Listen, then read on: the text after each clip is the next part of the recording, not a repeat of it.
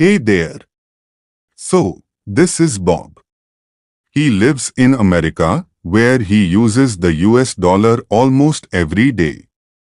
Now, he wants to travel to Germany, which uses the euro as its currency. But when Bob tries to exchange his money, he finds that $1 is equal to 90 cents euro. Then Bob goes to Vietnam, where $1 is equal to 25,000 dong. Wait, hold on. Why does money have different values? Why isn't $1 equal to 1 euro and 1 dong? And why do exchange rates keep changing every second? In this video, we are going to dive into the world of currencies, exchange rates, and why money isn't just equal.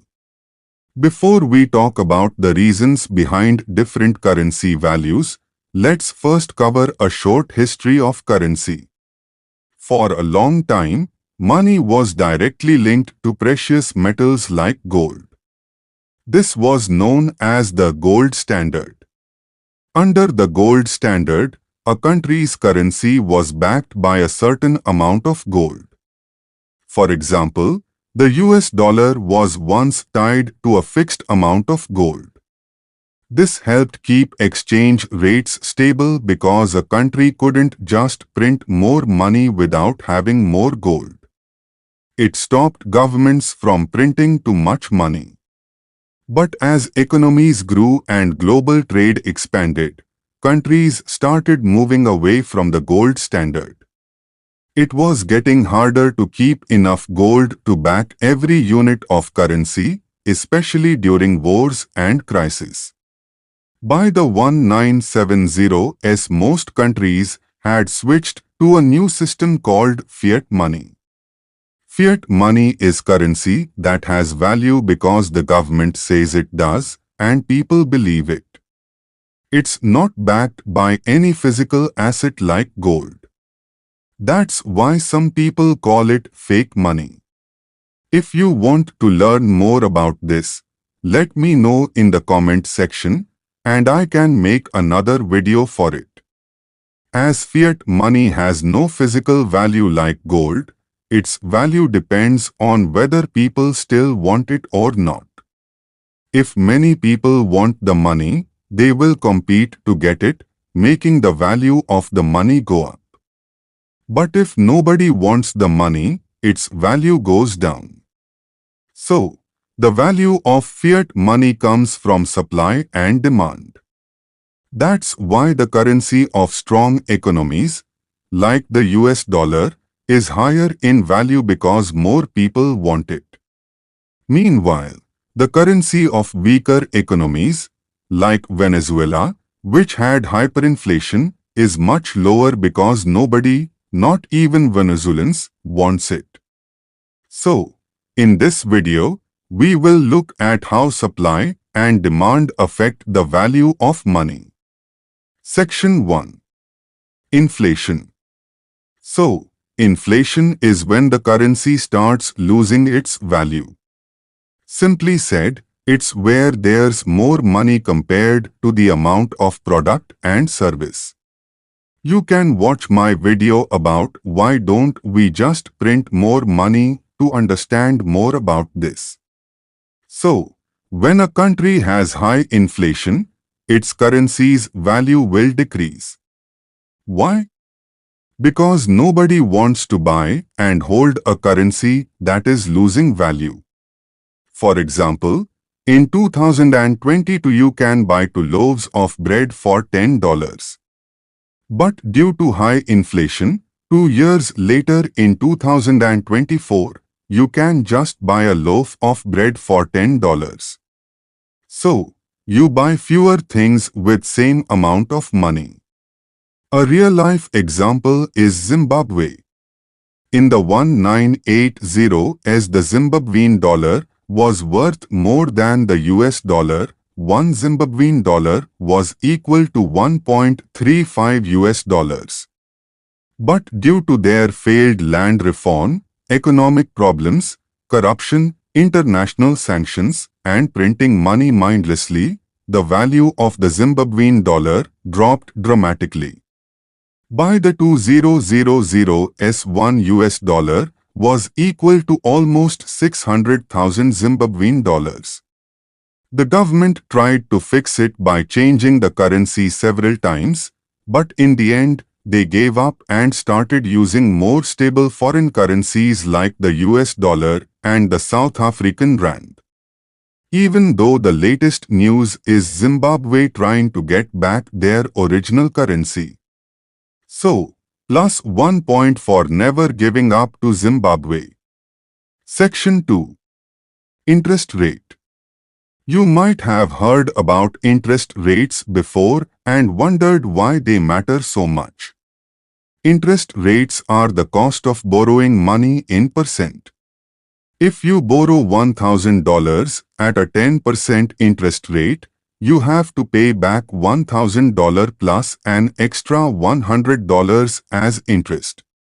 Central banks, like the Federal Reserve in the US, set interest rates in their countries. When a country has high interest rates, it offers better returns on investments, attracting foreign investors. These investors need to buy that country's currency to invest, which increases demand and strengthens the currency. For example, you want to invest in government bonds. Government bonds are when you lend your money to the government for a set period of time, then the government will return your money with the interest. Let's say you buy a governmental bond for $1,000 with 5% interest for 10 years. It means the government borrows your $1,000 and will pay you 5% interest on $1,000, which is $50 every year for 10 years. So, the logic is, the higher the interest rate, higher the return of investment. So, if the interest rate in the US is higher than in Germany, investors might sell their euros and buy US dollars to invest in American bonds or savings accounts with higher returns. This increased demand for US dollars strengthens the currency. On the other hand, if US interest rates are falling, it offers lower returns and investors might look elsewhere. This reduces demand for US dollar, causing its value to decrease. But a country cannot just make its interest rates as high as possible to attract investors. Why? Remember, interest is the cost of borrowing money. High interest rates also mean it becomes more expensive for people and businesses in that country to borrow money. If borrowing becomes expensive, fewer people buy homes or start businesses. This can slow the economy and lead to unemployment. So, the central bank needs to increase and decrease the interest rate based on the country's situation. And that's why everyone is afraid of this guy when he announces the US interest rate. Section 3. Country situation and foreign investment. When China opened up its market in the late 1970s to foreign investors, lots of foreign companies started to open their business in China. If they wanted to open factories in China, of course they needed Chinese currency, which is yuan or renminbi, to buy the land, build the factories, pay the workers and other expenses. So, it just makes more demand for Chinese yuan and makes the yuan value stronger and give China lots of money. That's why almost all countries promote their countries to foreign investors and lure them to invest and do business in their countries. But foreign investors won't just invest in any country. They look for countries with stable politics and economies. Why?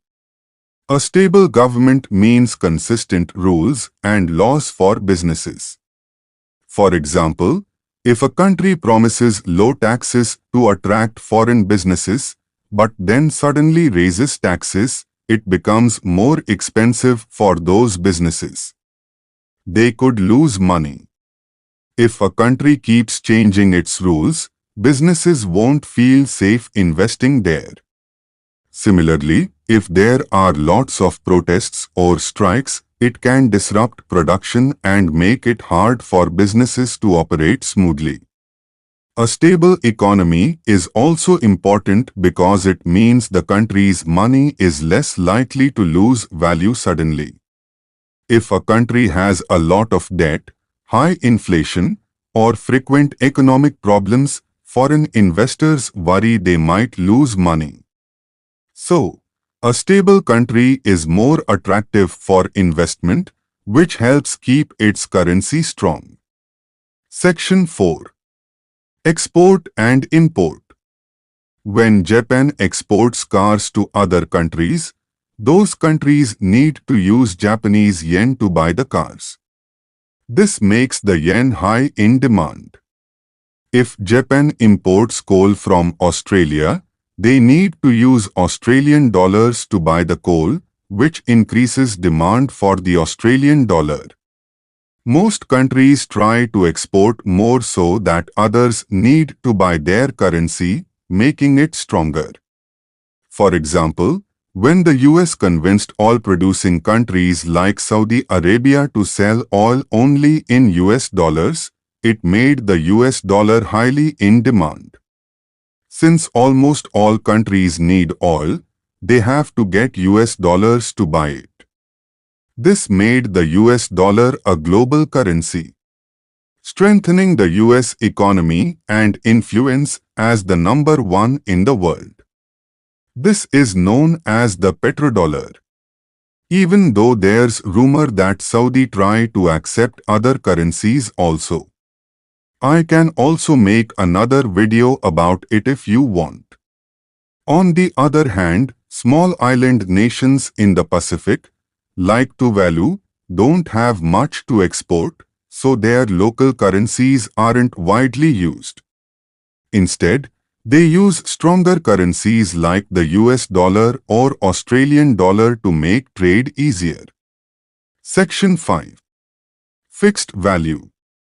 So, if you want your country to get stable and strong currency and also doesn't want to be hassle about it, then just use this trick. Just peg your currency to other currency of stronger and stable countries. For example, Brunei, an oil-rich small sultanate in Southeast Asia, pegged their currency 1 to Singapore dollar.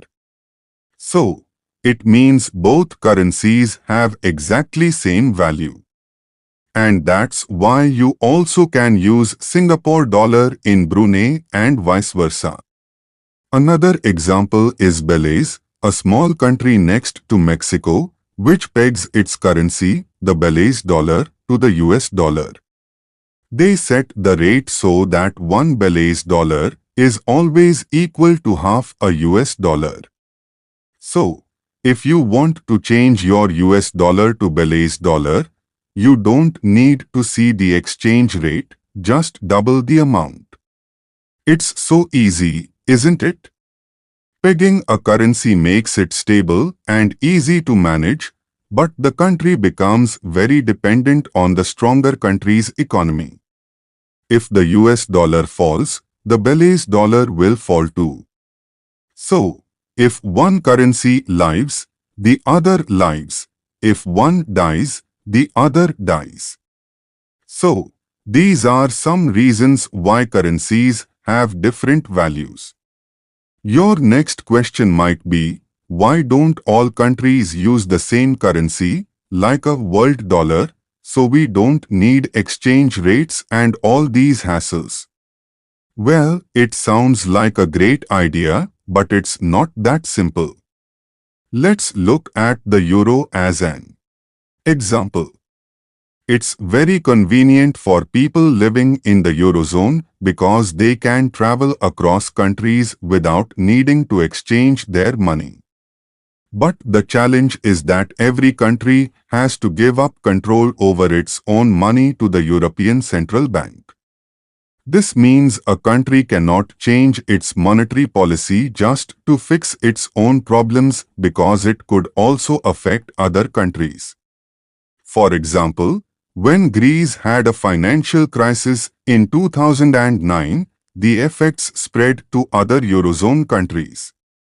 And that's why Germany is not so happy with Greece about this. So, if all countries in the world decided to use a single currency, it would be very risky.